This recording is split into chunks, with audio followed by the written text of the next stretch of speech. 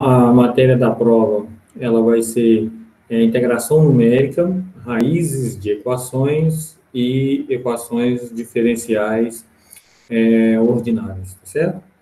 A ideia da integração numérica, ela é extremamente simples. Você pega a função que você quer integrar e você aproxima um polinômio interpolador por essa função, e aí, a partir desse polinômio interpolador, você consegue determinar a integral, que é muito mais fácil do que você determinar a integral da função às vezes. E, dependendo, é uma boa aproximação. O Alexander perguntou se é tudo desses capítulos. Na verdade, não, né? O capítulo ele tem que filtrar tem algumas coisas lá que não caem, não. O que cai é tudo que está na apresentação. Tudo que tiver na apresentação, vocês têm acesso tanto ao vídeo do YouTube, quanto à apresentação que em PDF, está lá no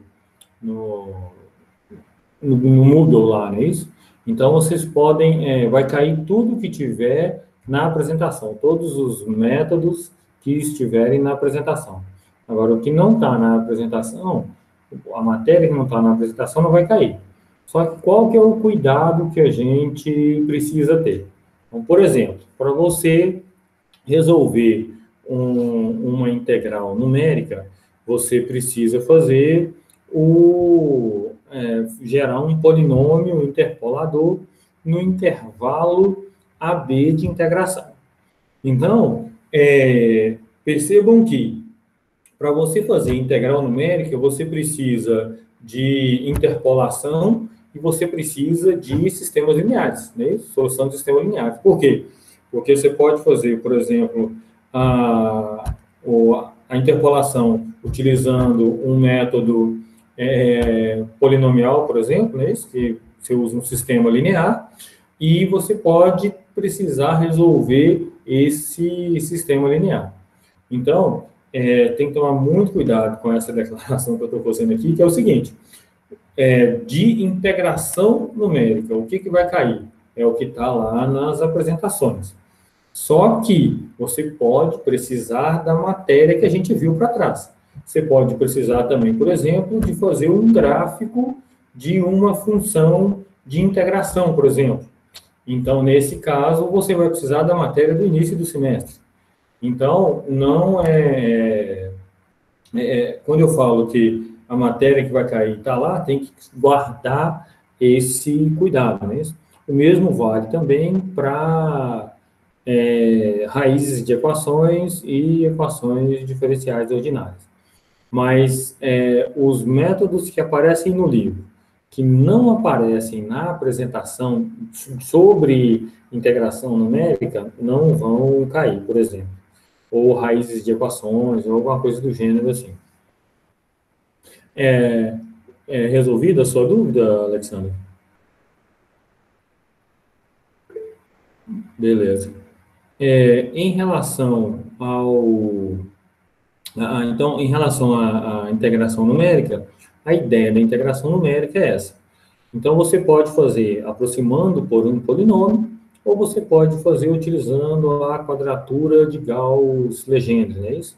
Que a ideia é a mesma da aproximação por um polinômio, só que aí, nesse caso, a gente usa os polinômios de Legendre, não é isso? Por isso que é a quadratura de Gauss-Legendre. Tá certo? Bom, para determinar as raízes de uma equação, você pode fazer digamos assim, para determinar a raiz da equação, você pode fazer um gráfico dessa equação e determinar aonde esse gráfico passa pelo zero. E a partir daí você determina o seu intervalo de integração e começa a usar um método qualquer de integração. Então, de determinação da raiz, perdão, da raiz. Então, você pode fazer, os métodos de determinação de raízes, eles têm sempre duas etapas. A primeira etapa, você define qual que é o seu intervalo de, de busca, não é isso? E na segunda etapa, você faz essa busca.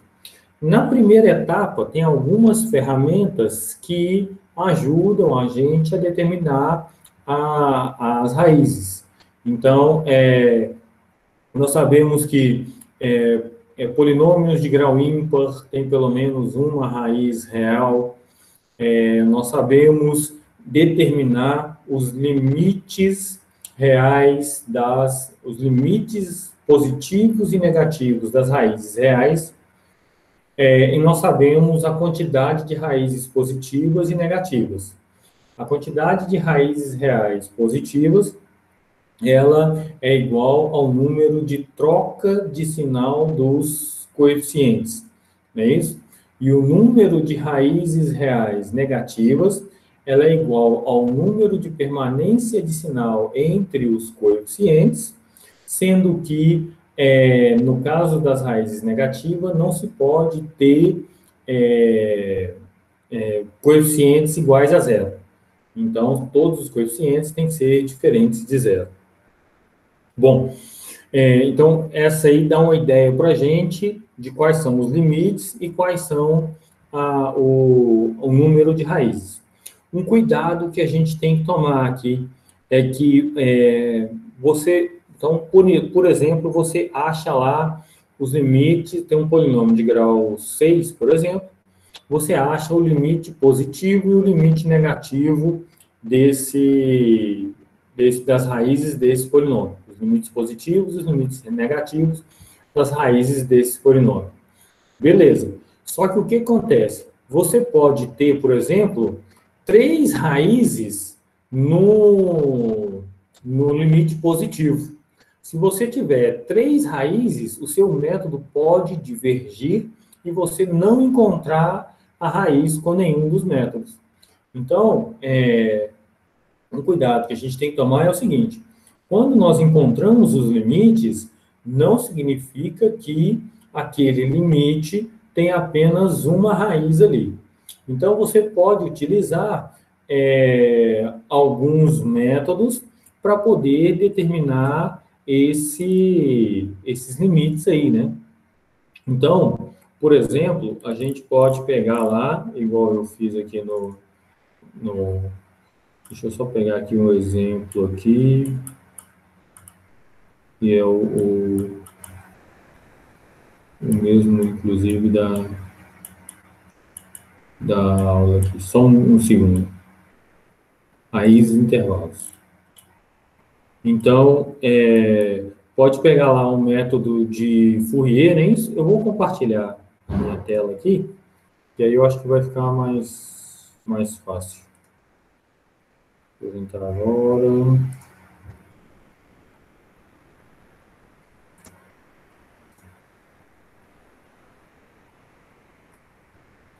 Beleza, tá todo mundo vendo minha tela aí, pessoal?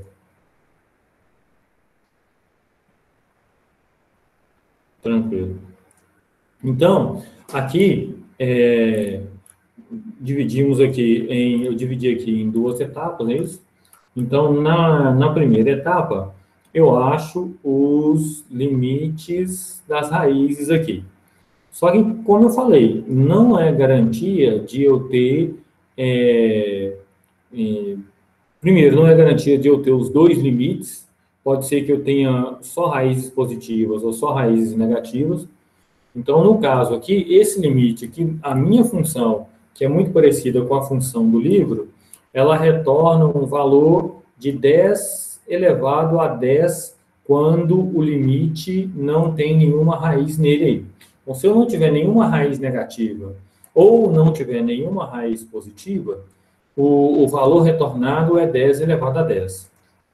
Então, bacana. Então, a primeira coisa que eu fiz aqui foi determinar os limites das raízes. Essa parte aqui para trás, eu só gerei aqui um polinômio qualquer, né? Isso aqui já é parte do problema. Então, como que vai ser o problema? O problema é determinar a raiz de um polinômio qualquer daqui. Ou, por vezes, o problema pode ser igual a gente teve na prova 2. Alguns aí pegaram um problema igual a esse. Qual que era o problema? Você tinha lá que resolver uma questão, e nessa questão, como que ela era resolvida? Como que ela era resolvida? Você fazia a interpolação de uma função no intervalo AB e pegava os coeficientes, era uma função quadrática, e as raízes dessa função quadrática era igual às raízes da função que estava lá, que era uma função que não era polinomial, tá certo? Era uma função transcendente. Então, o que acontece? Então, aí você teria que pegar lá os coeficientes do polinômio, e a partir desses coeficientes, eles são esse C que aparece aqui. Então, a partir dos coeficientes, a gente consegue determinar os limites das raízes. Então, a partir daquilo lá, você consegue chegar aqui também. No meu caso aqui, a ordem está invertida. O C1 é igual ao Cn. Então, o C1, ele acompanha o Xn. Então, o C1, ele tem que ser obrigatoriamente diferente de zero.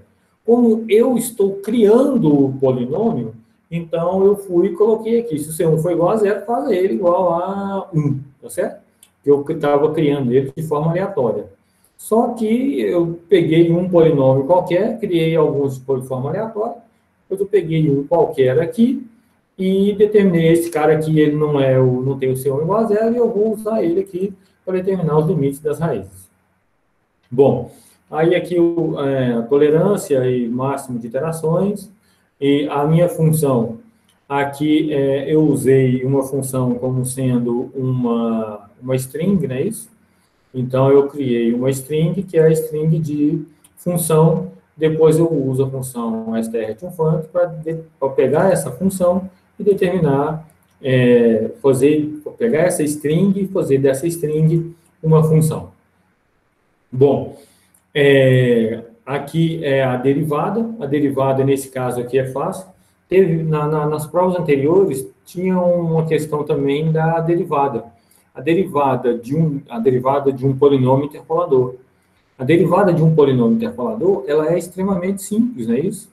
É só você pegar o grau do x e multiplicar pelo coeficiente. Então, você consegue fazer quantas derivadas você quiser aqui, independente do meu polinômio, não é isso?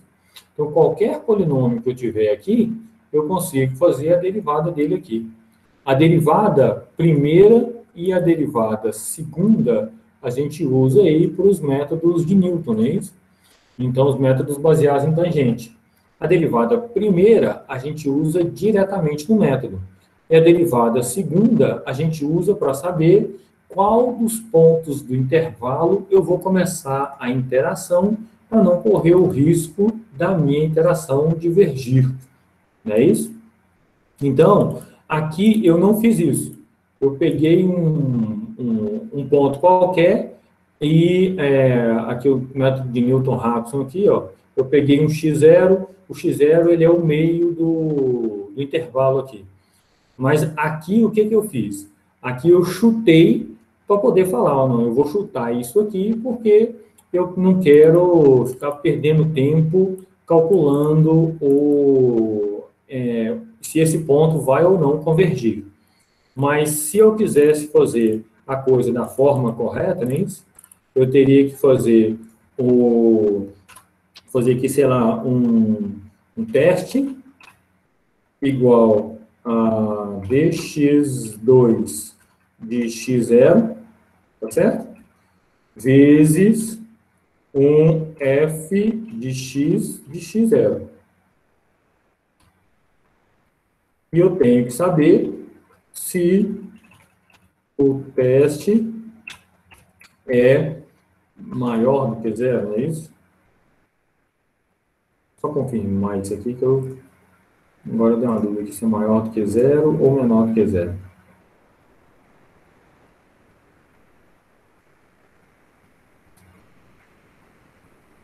Mas enquanto abre aqui, vamos supor, eu acho que é menor do que zero. Tá quase abrindo.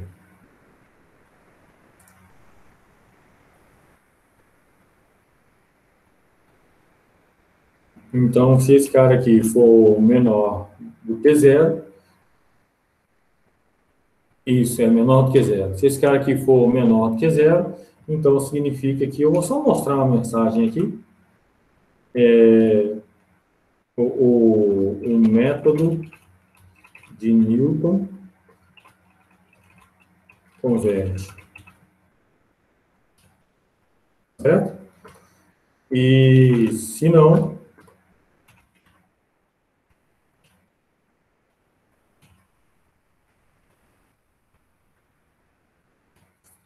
Newton não converge.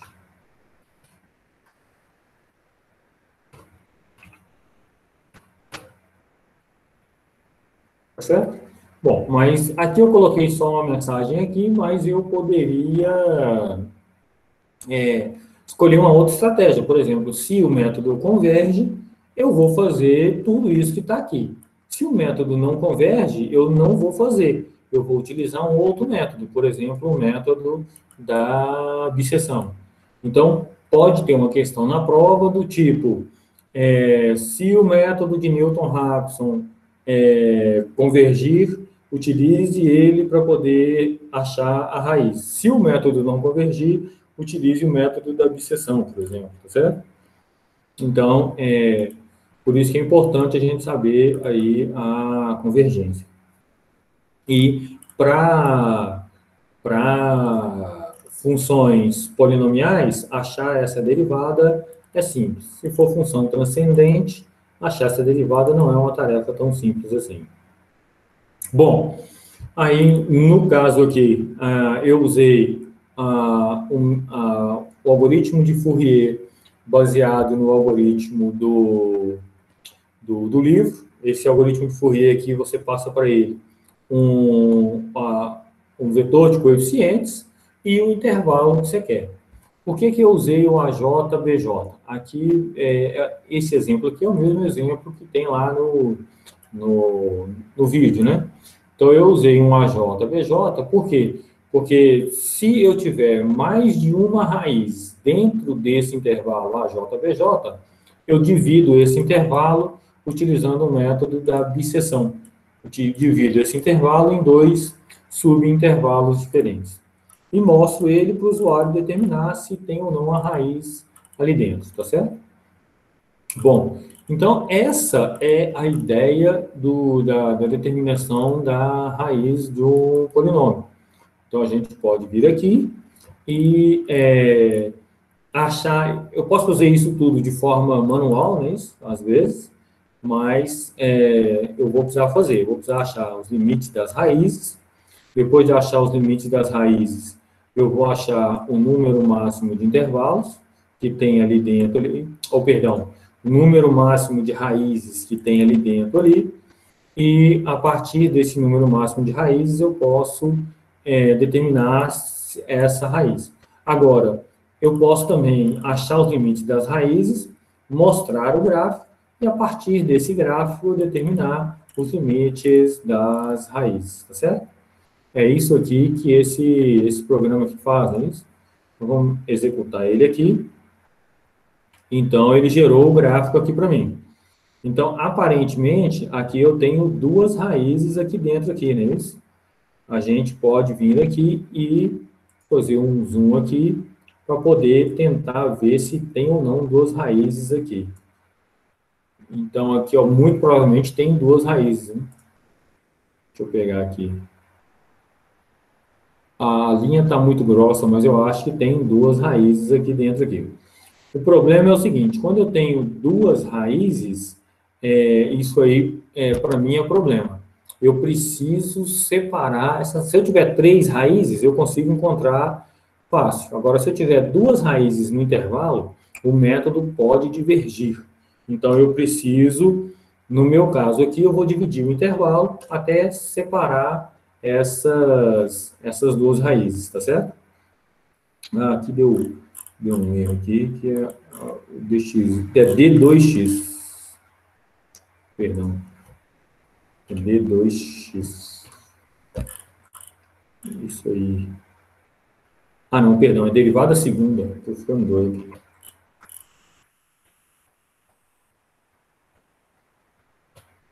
Derivada segunda, certo? Bom, então aqui agora ele mostrou o gráfico de novo, a gente sabe que é o mesmo gráfico, então eu vou colocar aqui ele vai separar aí as raízes e vou pressionar aí para continuar e ele achou aí a minha raiz, no caso aí a raiz negativa. Então ele achou uma raiz negativa e uma raiz positiva, tá certo? Alguma dúvida até aqui, pessoal?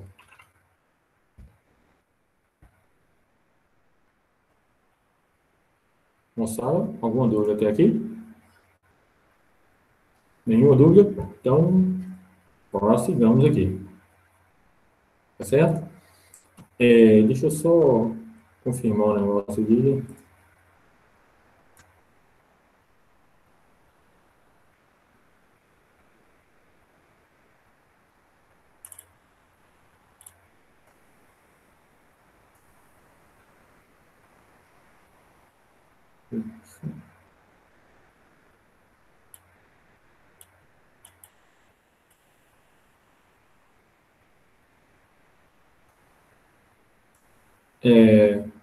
Bom, aí a gente tem os outros métodos aí, interpolação quadrática inversa.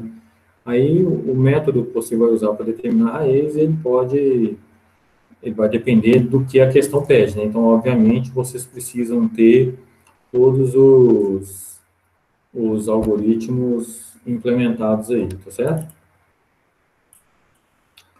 Deixa eu só confirmar o da convergência aqui.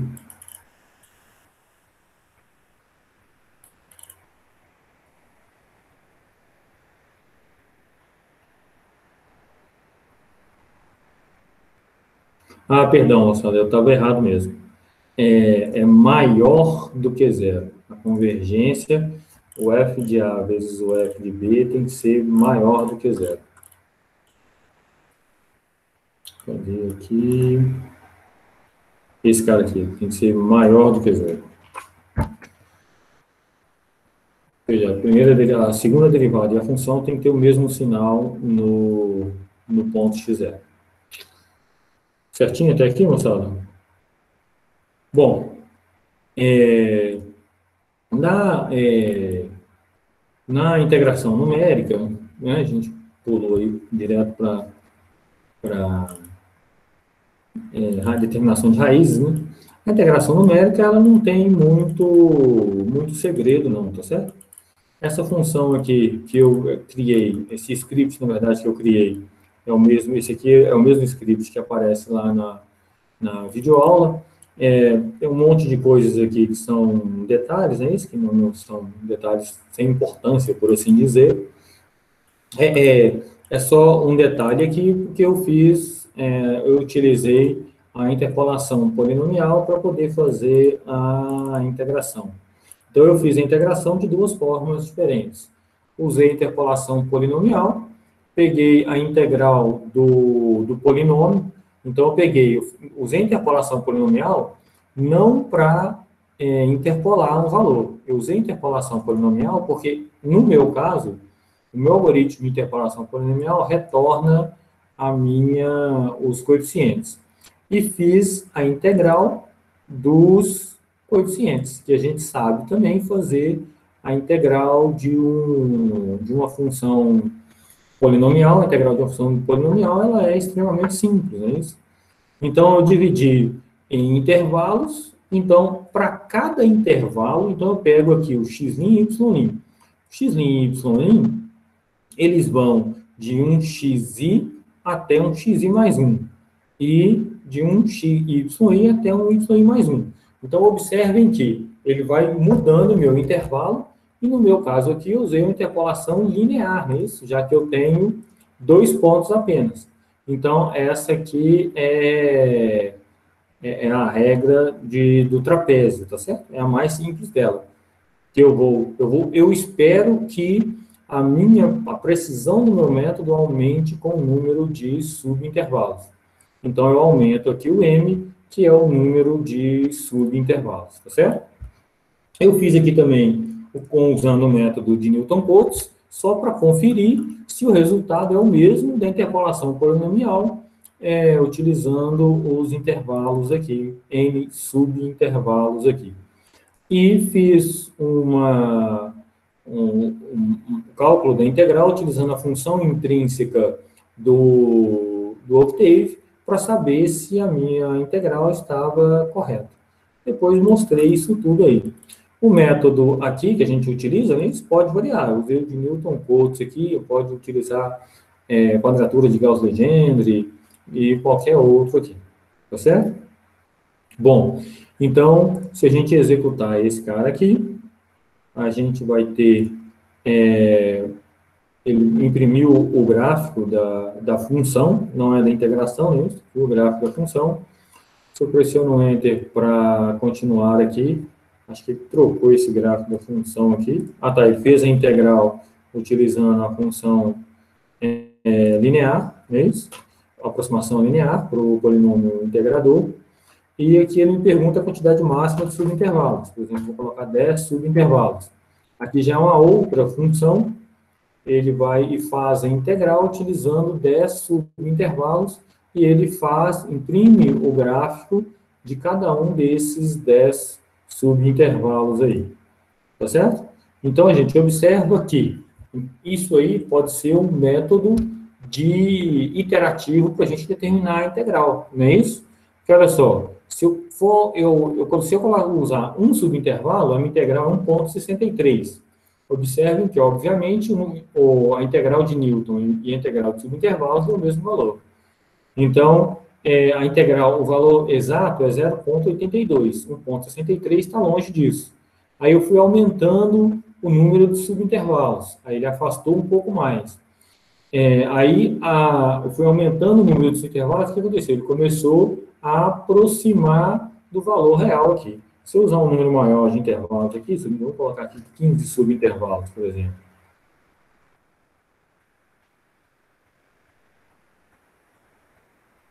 Então, com 15 subintervalos, olha lá, a minha integral de Newton já é 0,75, já está bem mais próximo de 0,82. E qual que é o critério que a gente usa de parada? O critério de parada é o mesmo que a gente usou anteriormente, a diferença das integrais. Porque observem aqui, essa diferença daqui para cá, ela é 1,4, tá certo? Essa diferença daqui para cá, ela é 4,5 praticamente, não é isso? Essa diferença daqui para cá, ela voltou a ser 1,4. Essa diferença daqui para cá, ela é 0,43. Daqui para cá, ela é 0,25, não é isso? Daqui para cá, ela é 0,15. Daqui para cá, ela já é 0,12, não é isso? Daqui para cá, ela já é 0,06. Então, o que está acontecendo? Aqui 0,01, está diminuindo. Quanto mais eu me aproximo do valor real da integral, mais essa diferença diminui. Então, esse aí pode ser um critério de parada. A diferença entre a iteração anterior e a iteração atual. Tá certo? Se eu der Enter aqui, ele para. Bom, um outro detalhe importante também sobre integração é que tinha uma das atividades pedia para a gente fazer a integração dupla utilizando o método de Newton-Cotes, tá certo? Então, o que acontece? Newton-Cotes, não, perdão.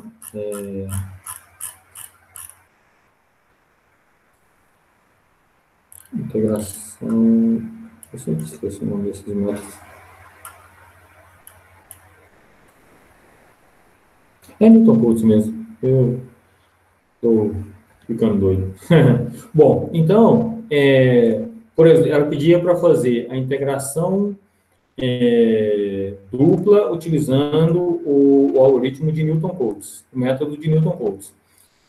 O método de Newton Coates, ele não tem no livro o algoritmo para fazer a integração utilizando o método de Newton Coates. Mas ele é extremamente simples da gente fazer, tá certo? Na verdade, o que muitos fizeram? Fez a integração da função no intervalo AB, depois fez a integração da função no intervalo CD. Não é assim que a gente deve fazer, né? Isso, inclusive, se você olhar nas videoaulas, né? Lá tem uma boa dica de como a gente deve fazer.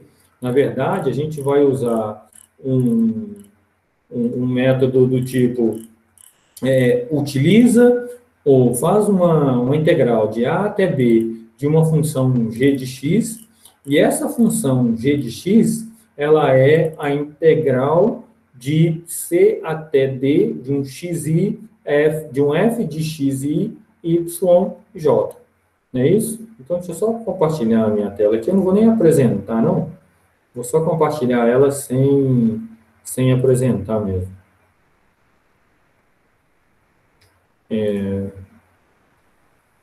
Uma janela, integração numérica, compartilhar. Então, tá aí, tá certo? Então, o que a gente tem? A gente tem a integral dupla, ela é a integral de A até B, integral de C até D, de um f de xy, dy, dx. Então, aqui tem um monte de coisas aqui. Então, o que a gente vai fazer é fazer a integral de A até B de um g de x, e o g de x é igual à integral de d de c até d de um f de x e f de xy dy. Eu não vou refazer isso tudo, porque isso aqui está lá está na aula online, lá, não é isso? Então, não tem necessidade de fazer de novo. Mas, eu quero só ver um detalhe aqui, que é o seguinte. Então, por exemplo, aqui a gente tem a regra de 1/3 de Simpson e a regra de 3/8 de Simpson. Como que eu transformo isso aqui em um programa? Transformar isso aqui em um programa é extremamente simples, não é isso? Eu vou fazer um for i igual a 0 até 2, for j igual a 0 até 3, do c i vezes o c j vezes o f de x i e y j. Então, isso aqui, transformar isso aqui no programa, nada mais é do que você fazer dois for, um dentro do outro. Depois que você pega o resultado dessa soma, multiplica por 1/3 e 3/8, pelo o h de x e o h de y. Esse aqui, no caso de eu usar o método de 1/3 e 3/8. Se eu quisesse usar o método de 3/8 e 3/8, aí eu ia multiplicar por 3/8 e por 3/8 de novo. E os valores do C aqui, eu tenho que tomar cuidado, porque os valores do C aqui tem que ser o valor do C para o método de 1/3. Então, o X vai usar valores de C para o método de 1/3, e o Y vai usar valores de C para o método de 3/8 de Simpson. Tá certo? Então, quando eu quero fazer integral dupla baseado nos métodos de Simpson, aí, né? Então, nós vamos utilizar essa formulinha aqui, e essa formulinha aqui, ela nada mais é do que 2 for aninhado aí. Tá certo? Eu tenho que tomar cuidado com os valores de C, e tem que ser os valores de C para o método que eu quero. Para a quadratura de Gauss-Legendre, é um pouquinho mais chato do que isso. Mas tem lá no livro o algoritmo para fazer integral dupla baseado no método de Gauss-Legendre. Bacaninha até aí, moçada? Alguma dúvida até aqui?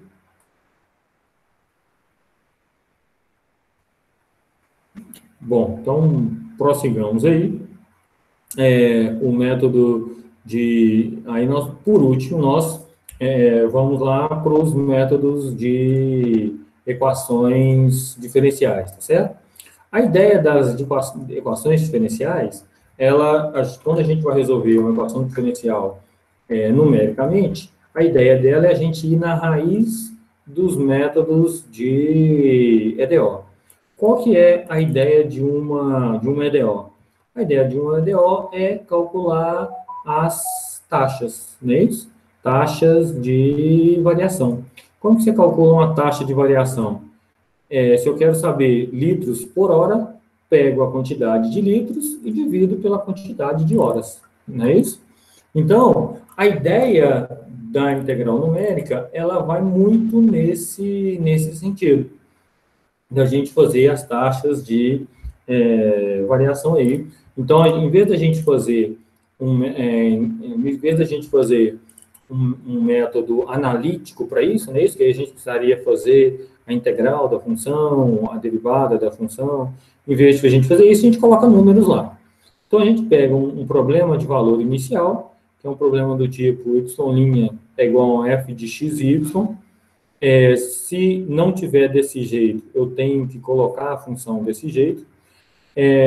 Um valor inicial para o y, um intervalo para o x e um intervalo para o y, que é de menos infinito a mais infinito. Tá certo? Aí o método mais simples aí é o método de Euler, né? Ou Euler, se vocês preferirem.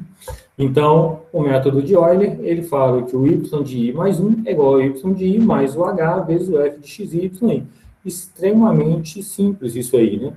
Só que a gente viu que esse método ele tem um problema, lá na videoaula a gente viu que esse método tem um problema. Se o meu h for muito grande, eu perco muito precisão aí, né? Esse método ele é bom para h pequeno. Só que se o h for pequeno, eu tenho um número de iterações muito alto. Então, acaba que o custo computacional fica alto. O HI, ele depende do M, né? Isso que é a quantidade de subintervalos que eu vou dividir o meu intervalo de X aí. Então, quanto maior a quantidade de subintervalos, melhor vai ser a precisão do método. Tá certo? Então, vou pegar aqui de novo a videoaula de equações diferenciais aí. Então, nessa videoaula de equações diferenciais, a ideia da equação diferencial é simples. Você pegar um problema de valor inicial e resolver esse problema de valor inicial. Na prova, esse problema de valor inicial, ele pode vir não tão direto quanto ele aparece aqui, não é isso? Então, aqui aparece aqui um y, y' igual a f de xy, y de a igual a eta, e o intervalo do x aí a b. Pode ser que na prova apareça algo do tipo, dado que a taxa de variação da variável tal é essa, e partindo de um ponto inicial igual a esse, determine o valor da função no intervalo de x tal. Então, o que eu falei, o que eu acabei de falar aqui, na verdade, é o nosso problema de valor inicial, não é isso? Então, você vai pegar lá a taxa de variação e colocar ela no y', ou no v', ou no t', na variável que você quer, não é isso? O y' é igual a f de xy, a condição inicial é um y de eta lá igual a y de a igual a eta, e o intervalo AB aí é o intervalo do x aí que fala no final da questão. Tá certo? Então, essa é a ideia do problema de valor inicial. Definiu o PVI, acabou o nosso problema, né? É só ver qual método que você tem que usar. No meu caso aqui, não sei se vocês lembram lá do vídeo, mas eu floreei um pouquinho aqui, que eu coloquei o meu problema de valor inicial, eu coloquei ele em um arquivo TXT. Então, ele vem, a primeira parte desse arquivo TXT. Eu estou apresentando? Não estou apresentando, não. Falando aqui nessa falação danada aqui, esqueci de apresentar.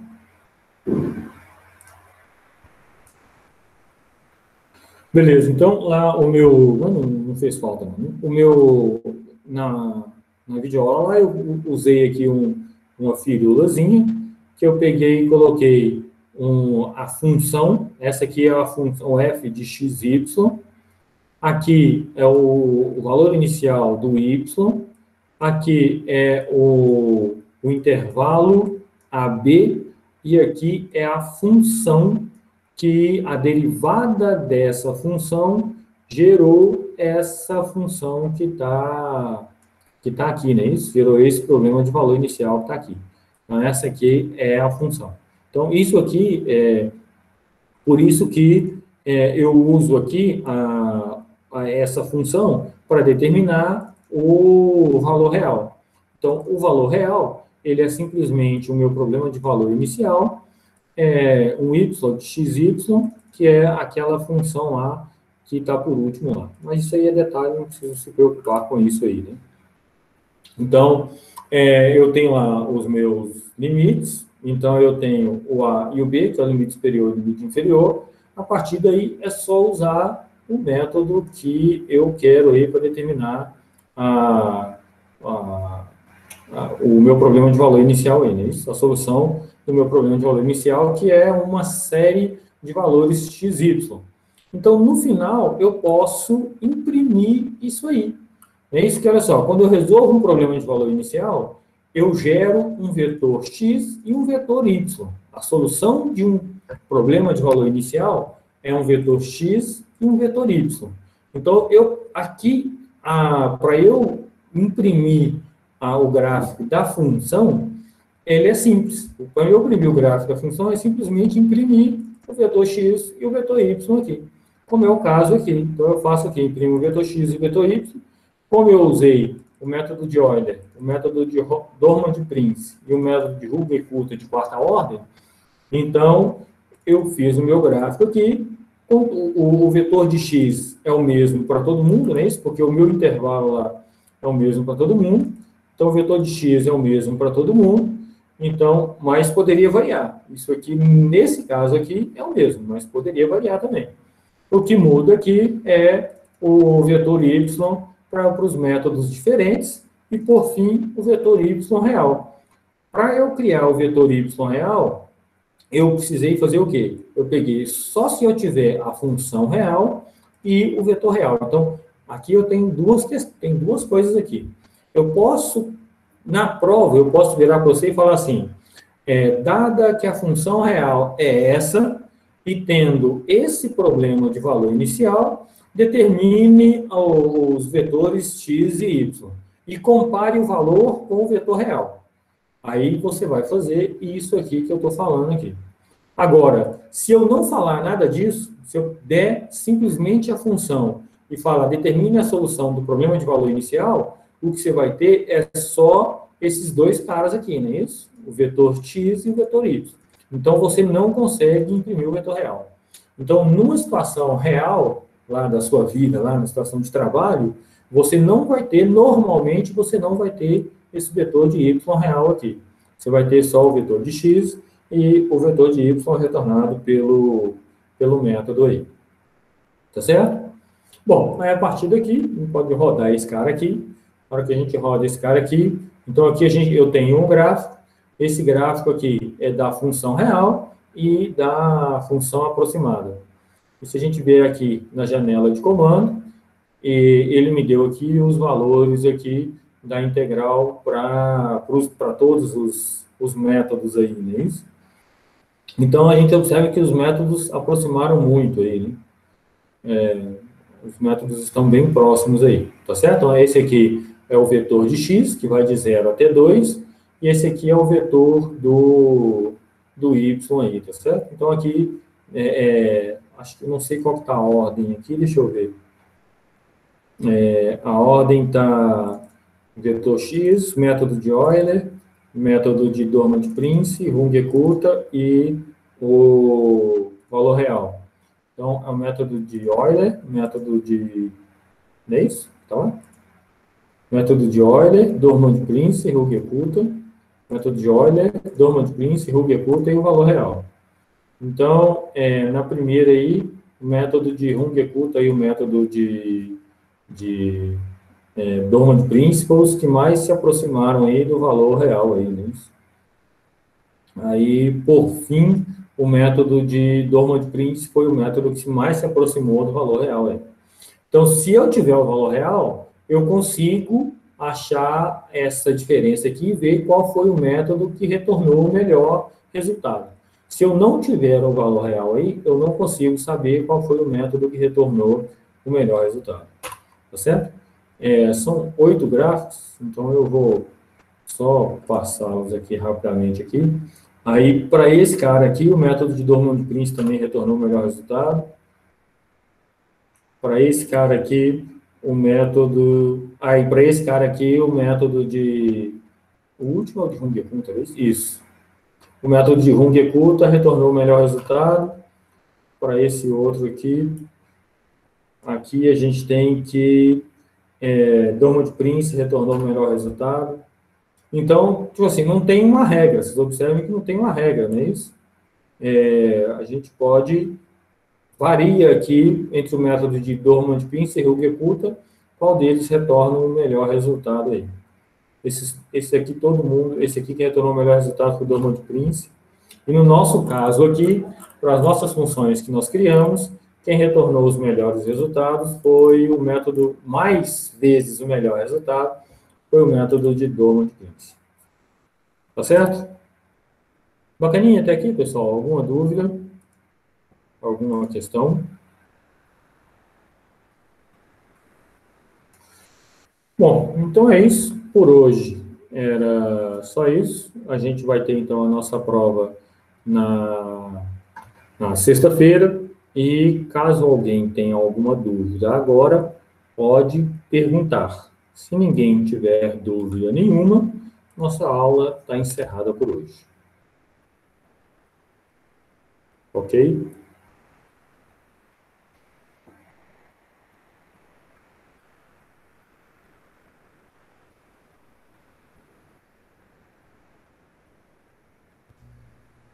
Professor.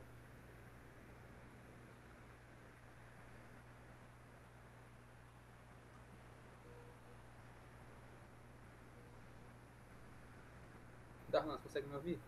Oi? Tá me ouvindo? Lineker? Isso. Bom, você tem que falar um pouquinho mais alto aí, que não estou te escutando bem, não. Eu te enviei a dúvida aí no chat. Não sei se você consegue ver.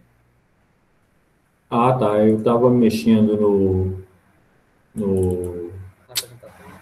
na apresentação e não vi lá, né? Não. Ah, tá. Tem duas perguntas aí, né?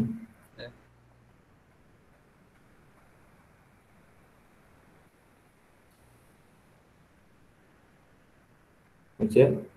No caso dos métodos baseados em tangente, que precisa verificar a primeira derivada. Mas para que você quer verificar a primeira derivada aí? Na verdade, você precisa verificar, nos casos dos métodos baseados em tangente, você precisa verificar a primeira derivada só para saber se ela não é zero no intervalo. Isso aí você consegue ver graficamente. E a segunda derivada, você precisa verificar para ver se o método converge ou não. E tem um método, que é o método de Hartley, né, que ele usa a segunda derivada também para poder fazer achar lá o resultado, não é isso? Aí tem uma função que é o diff, que você consegue fazer essa derivada.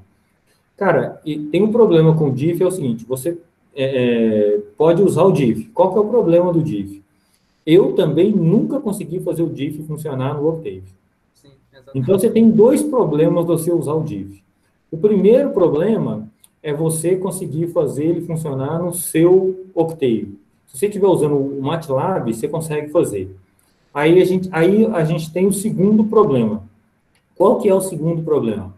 O segundo problema é que a hora que você mandar isso para mim, eu vou executar com certeza no Octave. Então, muito provavelmente não vai funcionar no meu Octave também. Então, a minha sugestão, sugiro fortemente que, a menos que você tenha uma solução para esse problema simples no Octave, eu sugiro a você não usar a função diff. E qual que é o nome da derivada? Fazer a derivada na mão mesmo, né? Ah, tá. Eu não vou dar nenhuma derivada nenhuma função transcendente, uma derivada muito complicada para vocês fazerem, não. Na verdade, eu acho que, não posso afirmar com certeza, mas que eu me lembro, não tem nenhuma questão, porque, na verdade, no Moodle você gera todas as questões, é isso? Não é igual você faz a prova presencial, que você imprime uma prova para cada um. No Moodle você gera um monte de questão, depois você manda aleatorizar essas questões aí, então ela vai pegar, pode cair uma função para você, por exemplo, que tem uma função transcendente. Mas, se eu não estou enganado, não tem nenhuma função transcendente, não. E fazer a derivada de uma função polinomial é relativamente simples, né? É só você pegar os coeficientes e multiplicar pelo grau do polinômio, né? Pelo grau do x lá. Então, provavelmente você não vai precisar do diff aí. Agora, sinceramente, esse problema também eu tenho, mano. Se você achar a solução, você manda para nós aí, que eu ficaria extremamente agradecido. Que eu também não consegui colocar o diff para funcionar no Workday. Tá bom. Beleza, obrigado, Darlan. Por nada. Mas é o que eu falei, não vai ter nenhuma derivada muito complicada, não. Você pode ter certeza disso. O Alexander, como usar funções analíticas para resolver o problema de PVI? Não, na verdade, aí a gente parte lá para o cálculo numérico, não é isso? E o cálculo diferencial integral. Só que esse não é o nosso objetivo. O Alexander já até saiu aí. Não é o nosso objetivo. O nosso objetivo é realmente gerar uma tabela de valores de x e y, e esses valores de x e y que são a solução do nosso valor inicial, nosso problema de valor inicial. Certamente ele já descobriu isso durante a aula aí. É isso aí, pessoal. Mais alguma dúvida?